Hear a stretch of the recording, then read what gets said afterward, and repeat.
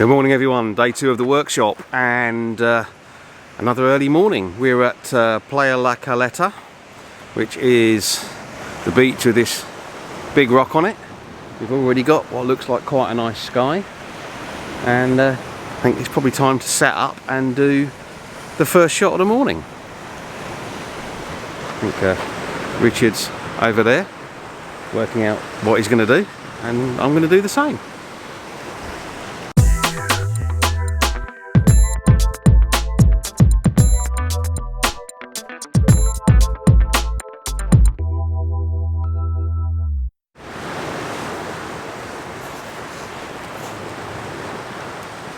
So we had a nice sunrise yesterday with some nice images and a spectacular sunset yesterday. Whether we can match that today or not, I don't know, but we have got, you know, some pretty nice conditions out there right now.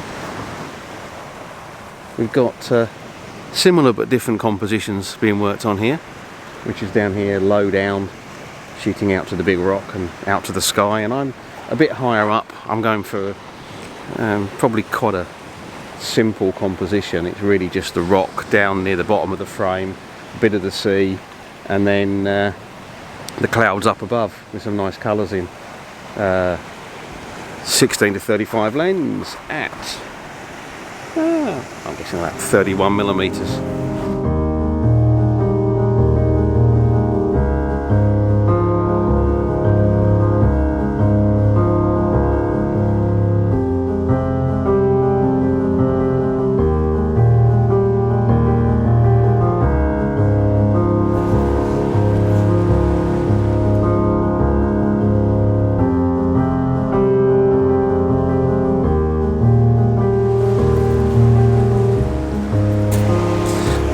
Trying for a different perspective on this, and I think probably Richard has a very similar idea, rather than trying to get the whole rock in, because the problem with shooting from this angle with the rock is it overlaps with the background, which has got buildings and everything on.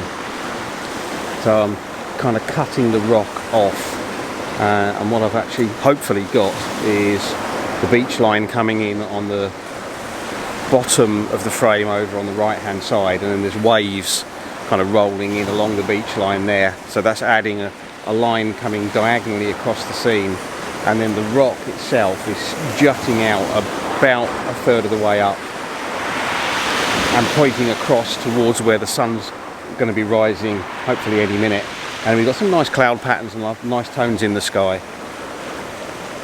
I've put in a 2-stop hard-edged ND grad now because I haven't really got that much breaking in the horizon. And at the moment half a second at f11. And let's see what happens with the sun coming up.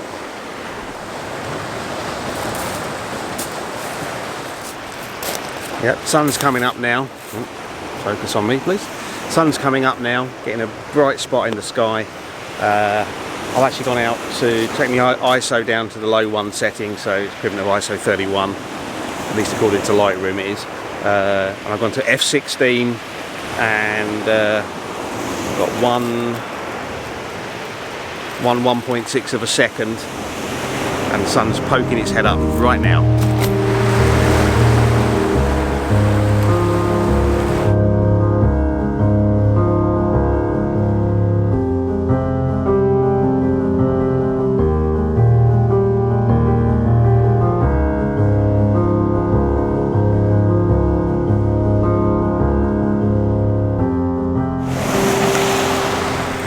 Okay, so the sun's well up now.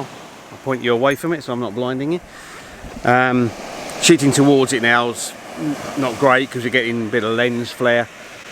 We just moved around doing a composition. It's similar to one that I've done before, basically using the big rock here and then the cliff up here. We've got a little bit of added interest today because there's a guy fishing out there on the edge of the rock. He was down here a little while ago. I think he's been here about 20 minutes and we've seen him catch about 4 fish. So he obviously knows this is a good place to come and what is a good time to come.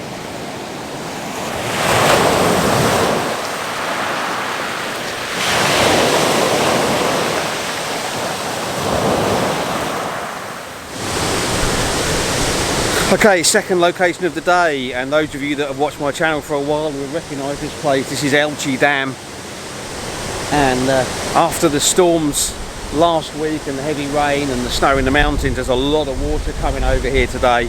It's also quite breezy, there's a lot of spray. And starting off down here on the bottom of the dam, this is a nice place to get like the big view.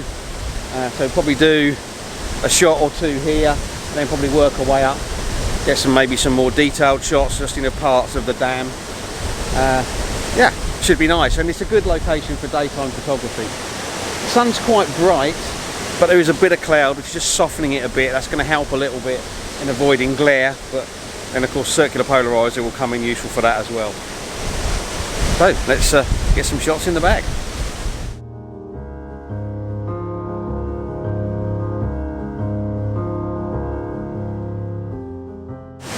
And do the classic wide angle shot of the dam here. Water flowing in from the left hand side, big rock in the middle, and then the dam occupying most of the top.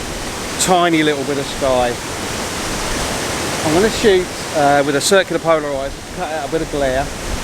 16 to 35 at probably about 33 mil, something like that.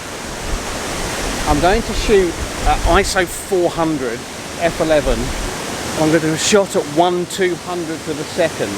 And that should freeze the tree that's blowing around in front of the rock, so I can get a blur-free image. Then I'm going to drop in my 6-stop filter, and I should be able to get about a ½ a second exposure, and that should blur the water nicely but still leave some nice texture in there. Let me give that a go.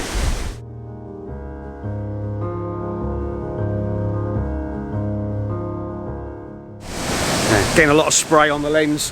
So I've taken the two shots, one at 1/200th of a second without the ND filter, and one at ½ a second with.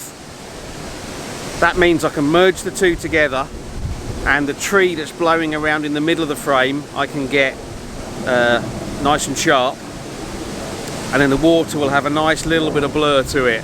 There is a branch or a bush sticking in from the bottom of the frame which is blowing around, but I'm going to crop this 16:9 anyway, so I'll chop that out, and hopefully there's nothing much else moving in the water area. There is another little bush, but it might just have to stay blurry.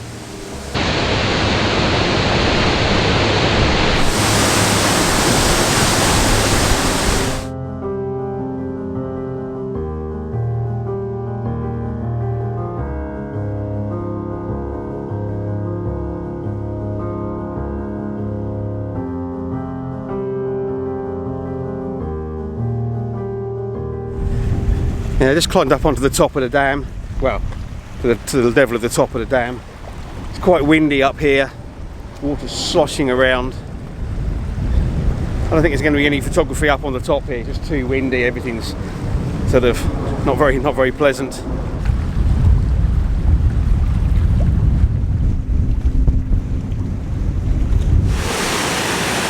Okay, so we left the side of the dam, let me hatch straight. We left the side of the dam, driven around to the bit that's kind of downstream and on the other side, which has got this quite nice waterfall here running down. Quite a lot of foliage kind of in the way, but not too bad. Just debating whether to bother doing a shot here myself. I might do, just because, well, I'm here, so I might as well. I've done a lot of shots here before.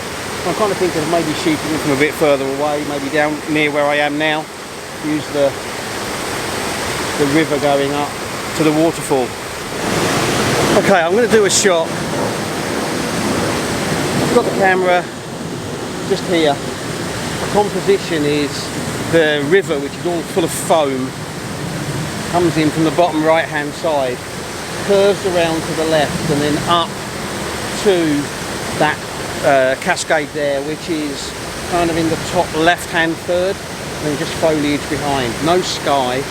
There's rock coming in from the left hand side as well, so it's not all water.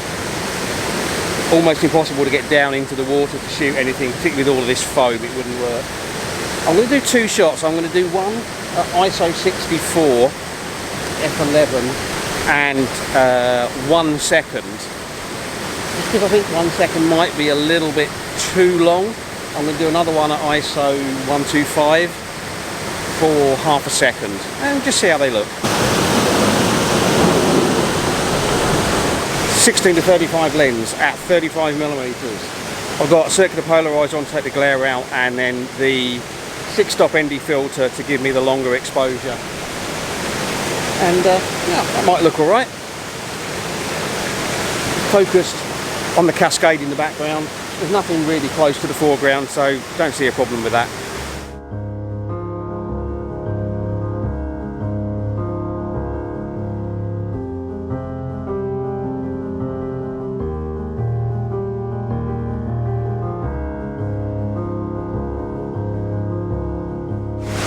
Oh, and I should say, it's the end of January. January the 29th today. Must be about 21 degrees out here. Beautiful. Bit breezy, but really nice.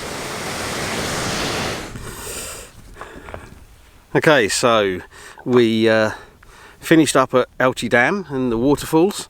We had ourselves a nice little picnic lunch, chilled out for a little while, and then we've scouted out 2 or 3 potential locations for tomorrow morning's shoot, and I think we've chosen one, so if you want to see what that is, you'll have to tune into the next video. But now we've come up onto Cabezón de Lauro mountain.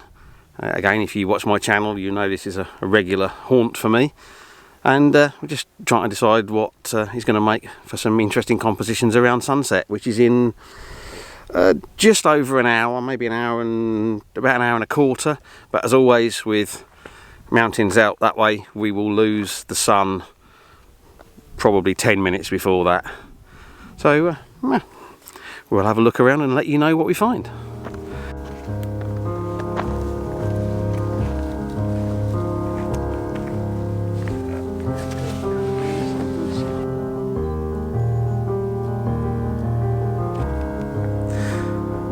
Okay, we're still about an hour before sunset, but we've got a scene that looks quite nice to shoot now, although of course typically as soon as we've actually set up to shoot it, the sun's gone behind a cloud and we've lost the light on the scene. But over here in the background we've got kind of the top of the mountain here, and then down from that there's a little sort of rocky ridge with a little house on it, little farmhouse on it, and then there's a line of trees that kind of curves down the kind of terraces that have been built in here, which were all built for basically for agriculture. And then I've actually got a little fringe of trees at the bottom that I might keep in, I might not. Portrait orientation, I've got 70 to 200 at 70mm, no filters, focus on the mountain, and once the light comes back through, we're getting a line of light and shadow on the trees. So there's light on the trees and shadow coming off the side of them, and that's creating quite a nice leading line up to the mountain. But now we've got to wait for the light. So we've been waiting here for quite a while for the sun to come back through the clouds, and it has come back on the scene, and I think Richard's still shooting that same composition.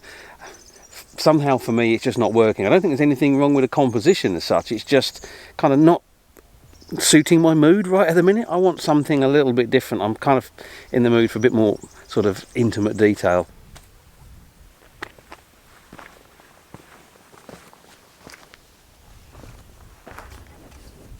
After the fabulous sunset last night in the first day of the workshop, I don't think we're going to be ending tonight on quite such a high. What cloud there is mostly clustered around the mountains out there where the sun is setting. The light on the mountain over here behind me has gone as the clouds have sort of washing out the direct light from the sun. And so I said earlier that I was kind of wasn't feeling that particular composition, and I wanted to do something else. And I think shot a lot of kind of big scenes recently, and I just kind of just was in the mood for something a bit more intimate, maybe even a bit abstract. And we've just actually had to move everything out of the way, because although this isn't really a road. You do occasionally get cars along here from one of the houses up there, and we just had to move everything out of the way to make room. But just before we did, I found rather an interesting little composition. There was just some light hitting a tuft of grass, and I shot with a 70-200 lens at 200mm, vertical orientation, f2.8, blurred the background out, so the background is just kind of warm tones and shapes, and then that grass glowing in the foreground. I don't know if it's going to work, but it's worth a go.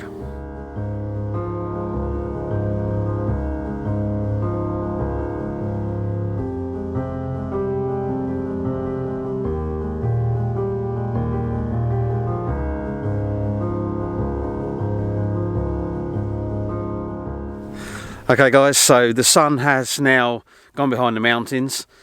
As soon as the sun goes down, it starts to get chilly. The hat's on because my head is cold, and so are my ears. Even though it's not freezing, but it's cold on my head, no insulation up there. And yeah, a bit of a disappointing sort of end to the day, but you know, we had a fantastic sunset last night, so you can't have it every night. Well, you'd like to, but you can't. I think we're going to pack up and head off now and see what tomorrow brings, because we've got one more day of this workshop to go. So there'll be an early morning shoot and an evening shoot, and we'll keep our fingers crossed for some nice light and conditions for hopefully both of those. Don't forget to tune in to the next video to see that.